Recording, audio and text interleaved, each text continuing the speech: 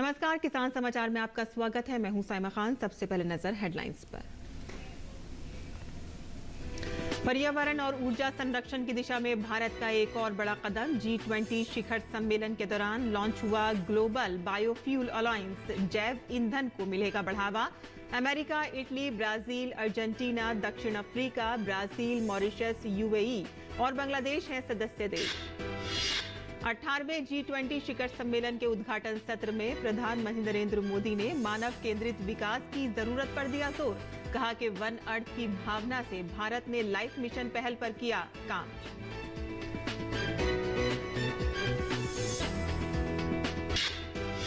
United kingdom के प्रधानमंत्री ऋषि सुनक ने भारत में G20 के समापन पर रिकॉर्ड जलवायु सहायता प्रतिबद्धता की घोषणा। यूके ग्रीन क्लाइमेट फंड को $2 बिलियन करेगा प्रदान, जो दुनिया को जलवायु परिवर्तन से निपटने में करेगा मदद।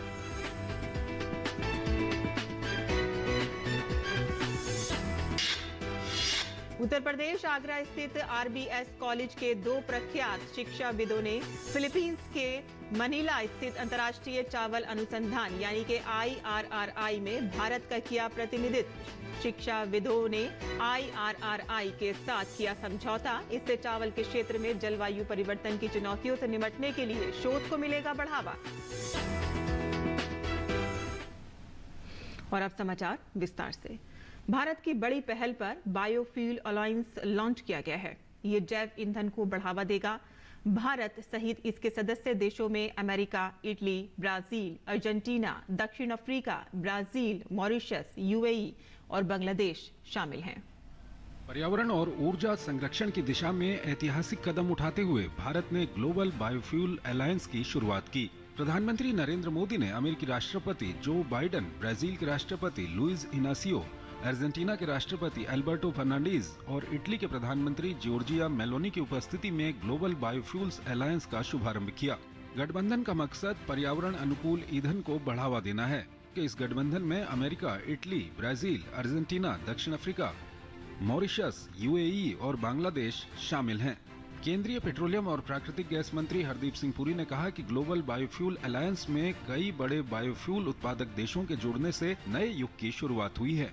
ग्लोबल बायोफ्यूल्स अलायंस सिर्फ इंटर गवर्नमेंटल प्रोसेस नहीं है, और this is more than an inter governmental process. It has the stakeholders, it has the producers of biofuels. Brazil में एक कोऑपरेटिव सोसाइटी है यूनिका, वो है। US में ग्रेन काउंसिल है और 12 international organisation, the top international organisation, all because this potential. अभी तो शुरुआत हुई है। 19 is the countries now, including both producers, consumers, some G20 invitees. But I think the process has just begun.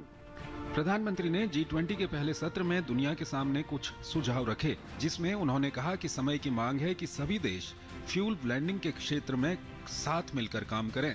उन्होंने कहा कि हमारा प्रस्ताव है कि पेट्रोल में एथेनॉल ब्लेंडिंग को ग्लोबल स्तर पर 20% तक ले जाने के लिए इनिशिएटिव लिया जाए, या फिर ग्लोबल गुड के लिए हम कोई और ब्लेंडिंग मिक्स निकालने का काम करें जिससे एनर्जी सप्लाई बनी रहे। भारत ने 2070 तक शुद्ध रूप से शून्य कार्बन उत्सर्जन का लक्ष्य रखा है। बायोफ्यूल का मतलब पेड़ पौधों, अनाज, शैवाल, भूसी और फूड वेस्ट से बनने वाला ईंधन है। बायोफ्यूल्स को कई तरह के बायोमास से निकाला जाता है। इसमें कार्बन की कम मात्रा होती है। अगर इसका इस्तेमाल बढ़ेगा तो दुनिया में पारंपरिक ईंधन पेट्रोल डीजल पर निर्भरता कम होगी और पर्यावरण प्रदूषण भी कम होगा। ब्यूरो इनपुट के साथ तपस भट्टाचार्य की रिपोर्ट, DD न्यूज। और भारत ने G20 शिखर सम्मेलन के समापन से पहले एक और उपलब्धि हासिल कर ली है। राष्ट्रीय राजधानी दिल्ली में 2 दिवसीय सम्मेलन के पहले दिन सभी सदस्य देशों के बीच साझा घोषणा पत्र पर सहमति बनने के बाद इसे जारी कर दिया गया है। घोषणा पत्र की थीम है एक पृथ्वी, एक परिवार और एक भविष्य। आइए नजर डालते हैं इस घोषणा पत्र के मुख्य बिंदुओं पर। घोषणा पत्र में कहा गया है कि मजबूत, सतत, संतुलित और समावेशी विकास के लिए प्रयास किए जाएंगे और जिसके लिए दीर्घकालिक विकास के लिए आर्थिक और संरचनात्मक नीतियों को लागू किया जाएगा। प्रत्यक्ष विदेशी निवेश को सुविधाजनक बनाया जाए। भारत में G20 के दौरान स्टार्टअप 20 एंगेजमेंट ग्रुप की स्थापना की सराहना की गई। संरक्षणवाद और बाजार को विकृत करने वाली प्रथाओं को हतोत्साहित किया जाए। भ्रष्टाचार के प्रति जीरो टॉलरेंस की प्रतिबद्धता को दोहराया गया। सतत विकास लक्ष्यों पर प्रगति में तेजी लाई जाए। इस उद्देश्य की पूर्ति के लिए कुपोषण को खत्म करने की प्रतिबद्धता दोहराई गई। खाद्य और ऊर्जा असुरक्षा के व्यापक आर्थिक प्रभाव को कम किया जाए।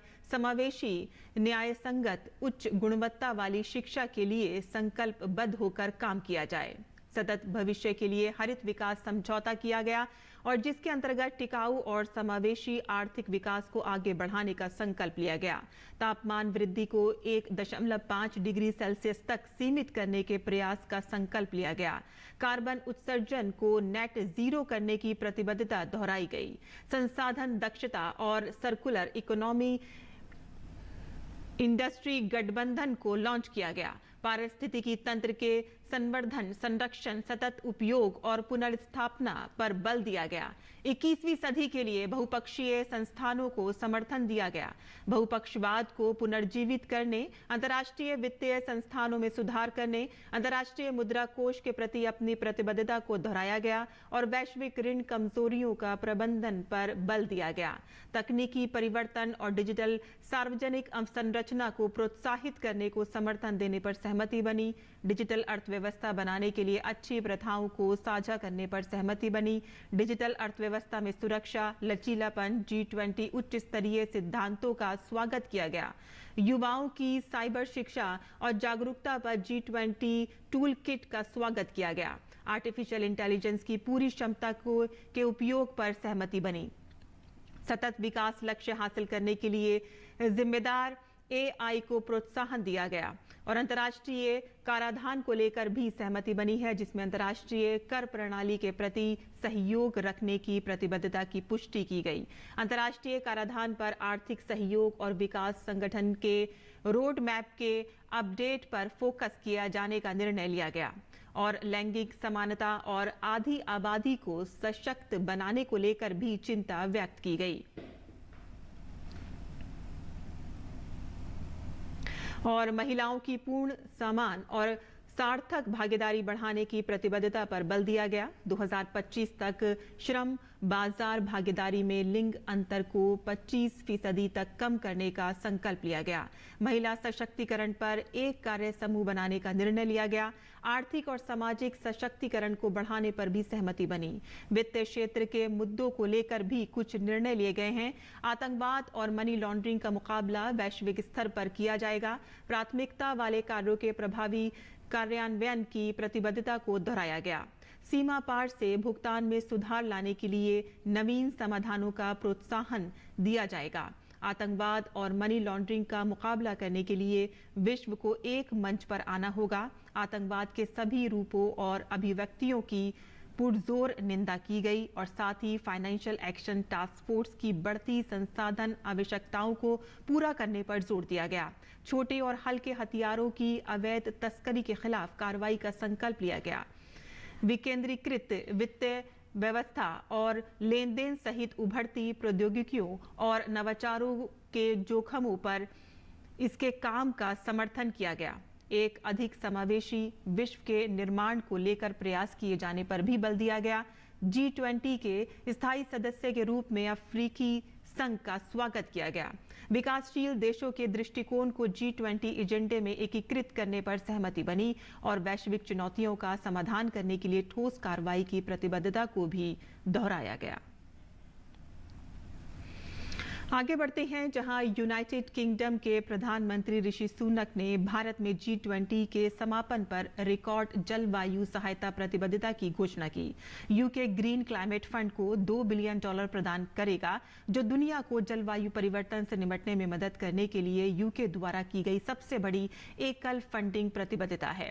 यूके ग्रीन क्लाइमेट फंड में $2 बिलियन का योगदान देगा, जिसे COP15 में कोपेनहेगन समझौते के बाद 194 देशों द्वारा स्थापित किया गया था। भारत में ब्रिटिश उच्चायोग। आगे बढ़ते हैं, जहां G20 के विशेष सचिव मुक्तेश परदेशी ने कहा है कि प्रधानमंत्री नरेंद्र मोदी ने एक जिला एक उत्पाद को बढ़ावा दिया है और इसके तहत पिछले एक साल में जितने भी आधिकारिक उपहार दिए गए हैं वे एक जिला एक उत्पाद की सूची में शामिल हैं और इन सूची में से ही सारे उपहारों को अब तक दिया गया है। प्रधानमंत्री जी ने कहा कि हमें जो देश में वन डिस्ट्रिक्ट वन प्रोडक्ट है उसको थोड़ा बल देना है और G20 मीटिंग्स के जरिए उसको बल मिला। एक तो इस तरह का एग्जीबिशन या सेल हुआ, दूसरा जो पूरी गिफ्टिंग हुई जो पिछले एक साल में वो one district one product catalogue से ही हुआ।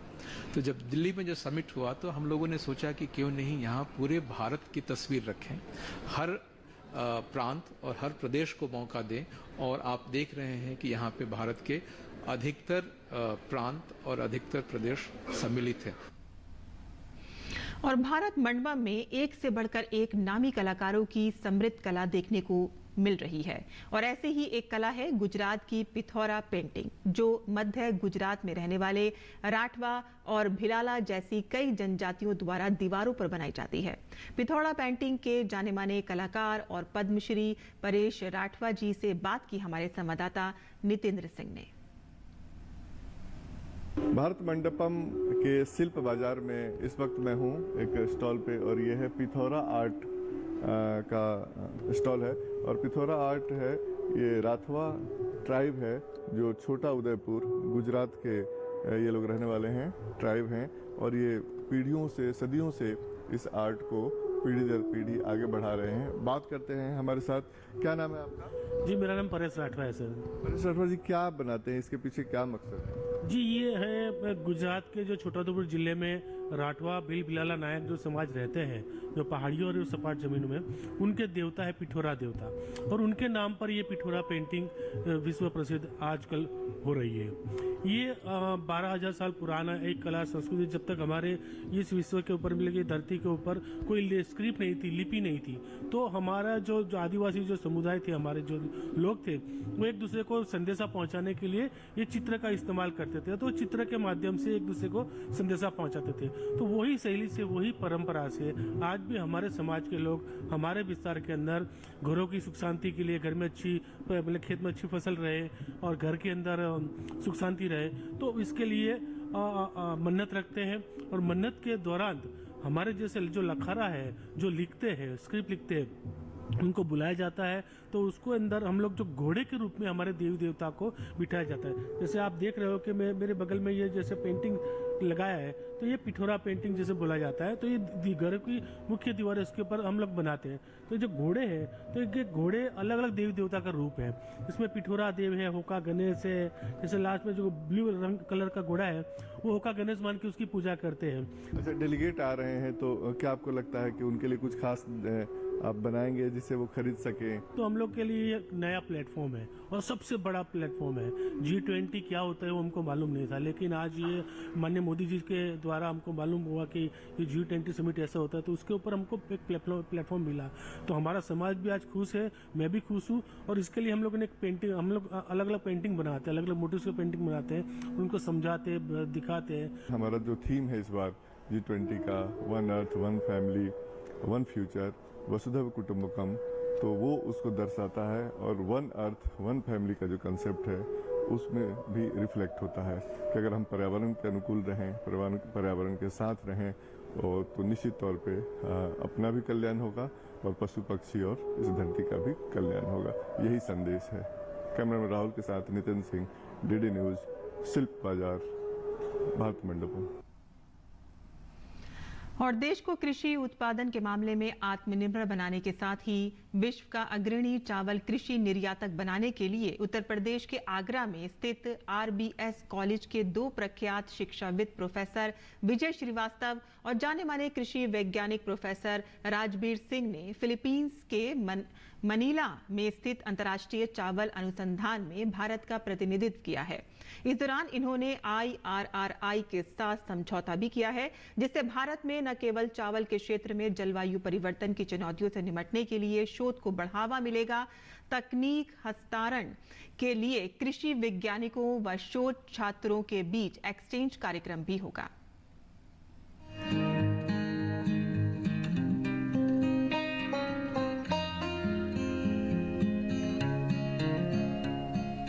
चावल और गेहूं पूरे विश्व को उनकी क्षुधा का वर्णन करते हैं, ऊब पिटाते हैं। चावल और गेहूं हमारे पूरे विश्व में अपनी एक विशेष पहचान बनाए हुए हैं और जिसमें भारत का स्थान एक विशेष रूप से माना जाता है। फिलीपींस इस मामले में भारत के साथ जुड़ता हुआ एक परिवार के रूप में दिखाई पड़ता है, क्योंकि वसुधैव कुटुंबकम की बात हो रही है और वसुधैव कुटुंबकम में पूरे विश्व को एक करना है।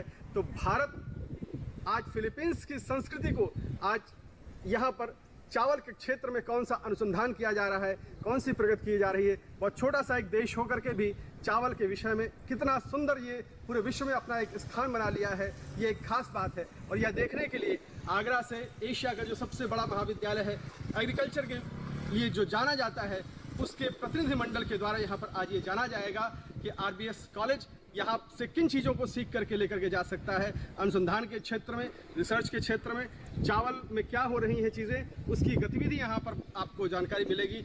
साथ में हमारे एग्रोनॉमिस्ट प्रोफेसर राजवीर सिंह जी हैं। मैं आरबीएस कॉलेज का प्रोफेसर विजय श्रीवास्तव प्राचार्य हूँ वहाँ पर, और यहाँ पर हम लोग 4 दिवसीय अपने शैक्षणिक भ्रमण पर उपस्थित हुए। हम लोग यहाँ फिलीपींस में अंतर्राष्ट्रीय चावल अनुसंधान केंद्र में यहाँ पर आए हुए हैं और यहाँ से हम चावल के क्षेत्र में जो पूरे विश्व का एक इकलौता अनुसंधान केंद्र है और यहाँ से चावल जो कि पूरे विश्व में सबसे ज़्यादा खाने वाली अन्न है और स्टेपल फूड यानी मुख्य खाद्य के रूप में भी जाना जाता है। तो आज हम अपने कॉलेज के प्राचार्य प्रोफेसर विजय श्रीवास्तव जी के साथ हम दोनों लोग, मैं प्रोफेसर राजवीर सिंह शस्त्र विज्ञान विभाग राजा बलवंत सिंह कॉलेज बिजपुरी से हम दोनों लोग यहाँ पर आए हुए हैं। और ये आप देख सकते हैं ये अनुसंधान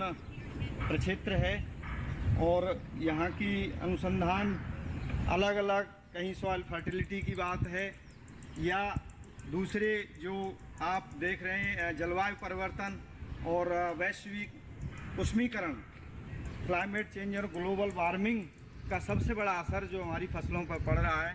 तो यहाँ पर क्लाइमेट और फसल को किस तरह से बचाया जाए कि उसकी उत्पादकता को अक्षुण्ण रखा जाए, बीमारियों से, कीटों से, पानी की समस्या है, अम्लीयता क्षारीयता की समस्या है।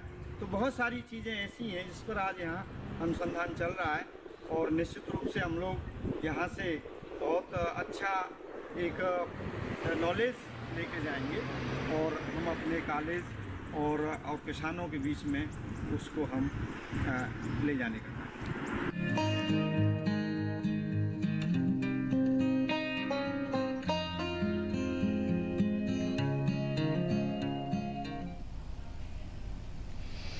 और किसान समाचार में अब बात करते हैं मंडी भाव की और आइए देखते हैं कि क्या रहा देश भर की मंडियों का भाव।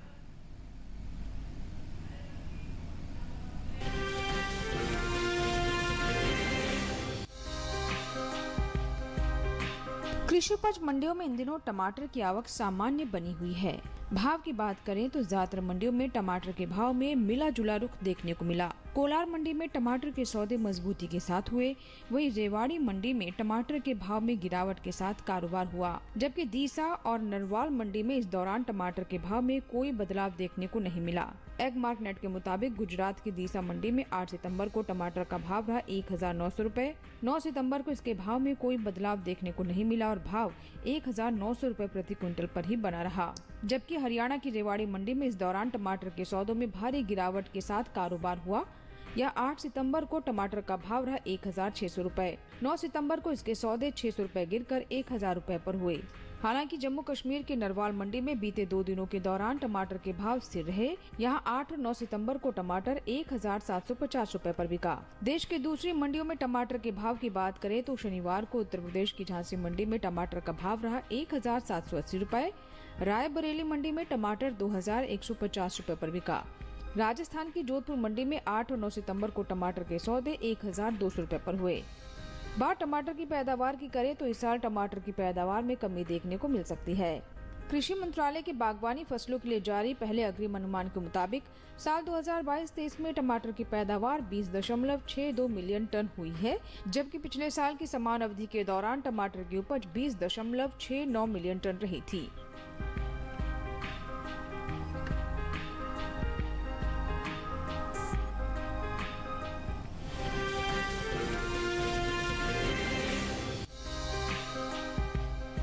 शनिवार को ज्यादातर कृषि उपज मंडियों में सरसों के भाव में उठापटक देखने को मिला।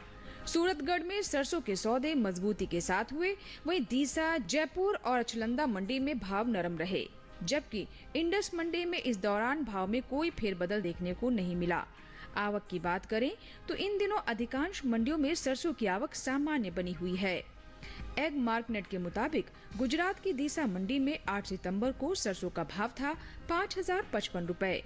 9 सितंबर को इसके भाव में 30 रुपए की नरमी आई और भाव 5,025 रुपए पर आ गया। राजस्थान की जयपुर मंडी में इस दौरान सरसों के सौदों में नरमी के साथ कारोबार हुआ। यहाँ 8 सितंबर को सरसों का भाव रहा 5,239 रुपए।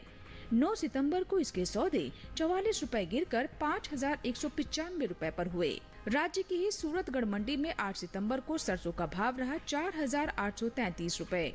9 सितंबर को इसके भाव में 15 रुपए की तेजी आई और भाव जा पहुंचा 4,848 रुपए प्रति क्विंटल पर। उत्तर प्रदेश की अचलदा मंडी में सरसों के भाव की बात करें तो यहाँ 8 सितंबर को सरसों का भाव था 5,400 रुपए। 9 सितंबर को इसके सौदों में 50 रुपए की गिरावट आई और भाव हो गया 5,350 रुपए। पश्चिम बंगाल की इंडस मंडी में 8 सितंबर को सरसों का भाव था 5,500 रुपए। 9 सितंबर को इसके भाव में कोई बदलाव देखने को नहीं मिला और भाव 5,500 रुपए पर बना रहा। ये साल तिलहनी फसलों की पैदावार के लिए अच्छा साबित हुआ है। मौसम की अनुकूलता का असर तिलहन की पैदावार पर देखने को मिला है। इस साल कुल तिलहन की उपज का रिकॉर्ड टूटने जा रहा है। कृषि मंत्रालय की ओर से जारी तीसरे अग्रिम अनुमान के मुताबिक देश में घरेलू स्तर पर साल 2022-23 के दौरान कुल तिलहन की रिकॉर्ड पैदावार 409.96 लाख टन होने का अनुमान है, जो पिछले साल के तिलहन उत्पादन की तुलना में 20.38 लाख टन अधिक है। जबकि बीते साल इस दौरान कुल तिलहन की उपज 379.63 लाख टन रही थी।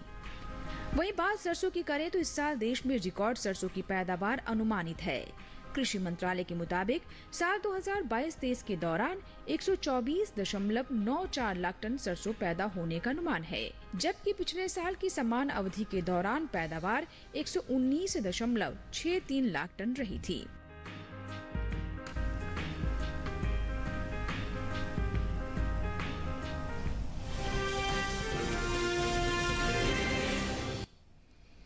और किसान समाचार में अब नजर डाल लेते हैं कुछ और खबरों पर। खास खबर में G20 शिखर सम्मेलन में 14 अंतर्राष्ट्रीय संस्थानों के प्रमुखों का स्वागत प्रधानमंत्री नरेंद्र मोदी और राष्ट्रपति द्रौपदी मुर्मू ने किया। एडीबी अध्यक्ष, संयुक्त राष्ट्र संघ के प्रमुख, विश्व स्वास्थ्य संगठन के निदेशक, विश्व बैंक अध्यक्ष शामिल रहे। G20 शिखर सम्मेलन में भाग लेने नई दिल्ली पहुंचे राष्ट्रीय अध्यक्षों और अंतर्राष्ट्रीय संगठनों के प्रमुखों ने महात्मा गांधी की समाधि राजघाट पर श्रद्धा सुमन अर्पित किए। राष्ट्रपति द्रौपदी मुर्मू और प्रधानमंत्री नरेंद्र मोदी ने भारत मंडपम में राष्ट्रपति द्वारा आयोजित रात्रि भोज में अमेरिका के राष्ट्रपति जो बाइडेन, फ्रांस के राष्ट्रपति इमैनुअल मैक्रों का स्वागत किया। वित्त मंत्री निर्मला सीतारमण ने नई दिल्ली में भारत मंडपम में आयोजित रात्रि भोज के दौरान कई विश्व नेताओं से बातचीत की। वित्त मंत्री ने ब्रिटेन के प्रधानमंत्री ऋषि सुनक से मुलाकात की और आपसी हित, दोनों देशों के बीच मैत्री संबंधों को और मजबूत करने जैसे कई विषयों पर चर्चा की। अंतर्राष्ट्रीय मुद्रा कोष फंड की मैनेजिंग डायरेक्टर क्रिस्टेलिना जॉर्जीवा ने भी वित्त मंत्री निर्मला सीतारमण के साथ मुलाकात की। विश्व बैंक के अध्यक्ष अजय बंगा ने भारत की अध्यक्षता में हो रही G20 शिखर सम्मेलन में हुई नई दिल्ली घोषणा को एक ऐतिहासिक कदम बताया। ब्रिटेन के प्रधानमंत्री ऋषि सुनक आज सुबह अपनी पत्नी अक्षता मूर्ति के साथ अक्षरधाम मंदिर पहुंचे, जहां उन्होंने रीति रिवाज के साथ भगवान स्वामी नारायण के दर्शन किए। G20 शिखर सम्मेलन से इतर प्रतिनिधियों ने भारत मंडपम में लगे शिल्प बाजार का दौरा किया और भारतीय कलाकृतियों की खरीदारी की। भ्रष्टाचार के मामले में गिरफ्तार तेलुगु देशम पार्टी प्रमुख एन चंद्रबाबू नायडू को विजयवाड़ा की एक कोर्ट में पेश हुए और इससे पहले आंध्र प्रदेश के पूर्व मुख्यमंत्री नायडू को शनिवार को सीआईडी ने कौशल विकास घोटाले के मामले में गिरफ्तार किया था। और किसान समाचार में आज के लिए बस इतना ही। अनुमति दें, नमस्कार।